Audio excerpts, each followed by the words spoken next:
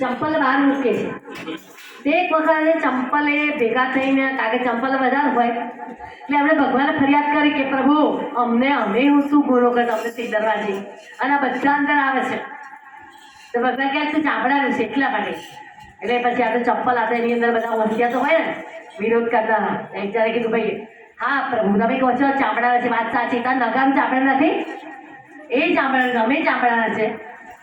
તો ભગવાન કે હાલ ભાઈ તો તમે વાત સાચી તમારી, એ જ ચામડાનું છે, તમે પણ ચામડાના છો. પણ એક કામ કરો, હમણાં 7 વાગ્યા તો રાહ જુઓ, પછી તમને રહસ્ય સમજાશે. ભગવાન કે મારે બોલી નથી બતાવું પણ કરી બતાવું. પછી સમય તો 7 વાગ્યા અને જ્યાં 2 જણા આવ્યા અને દંડા લઈ આરતી ચાલતી ધબાધબ મંડી પડ્યા. બરાબર, ધબાધબ મંડી પડ્યા. ચંપલ વિચાર કરે કે વાત તો સાચી છે કે આપણે ચામડા છે, નગારું ચામડાનું છે, બરાબર, પણ એ તો માર ખાય છે અને આપણે તો શાંતિ બેસવાનું જોઈએ. બરાબર, એટલે લાઈટ પછી નગારું સહન કરે છે, એ માર સહન કરે છે અને એટલા માટે મારી જોડે એનું સ્થાન છે. એવું કોઈ પણ વસ્તુ સહન શક્તિ હોય ને તો આપણને આગળ સ્થાન મળે. બાકી તો પછી આયા શું ગયા શું અહીંયા ગળાયા ને ચા પીધીને નાસ્તો કરીને પ્રસાદ લઈ ઘેર ગયા. બરાબર, પણ આપણી લાયકાત હોય તો આગળ સ્થાન મળે, બધું જ આગળ કરી જાય. એવું નહીં પાછળ બેસી તો પણ ગમે ત્યાં બેસાવે. હીરો તો કાદવમાં નાખો તો ઝડકે, હીરો કાદવમાં ઝડકે, એને કે આગળ બેસી જવાની જરૂર નથી.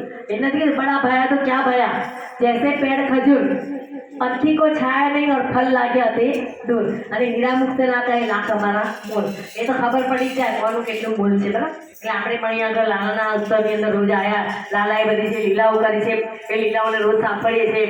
હમણાં તો કથા બંધ રાખી છે કારણ કે આ બધા પાત્રો એવા આવે છે ને એમાં એવા બધા ખોવાઈ જાય છે આપણે બધા, એટલે કંઈક બીજું આગળની કથા યાદ જ નથી આવતી.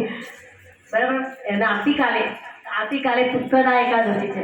મનથી બેઠા બેઠા લાલાને પ્રાર્થના કરજો, હે પ્રભુ જેના ઘરે દીકરો નથી અથવા તો સંતાન છે એવા પ્રભુને બેઠા બેઠા પ્રાર્થના કરજો કે પ્રભુ તમે પુત્રના એકાદશી, તમારી એકાદશી છે અને તમે પુત્ર આપનારા છો પ્રભુ.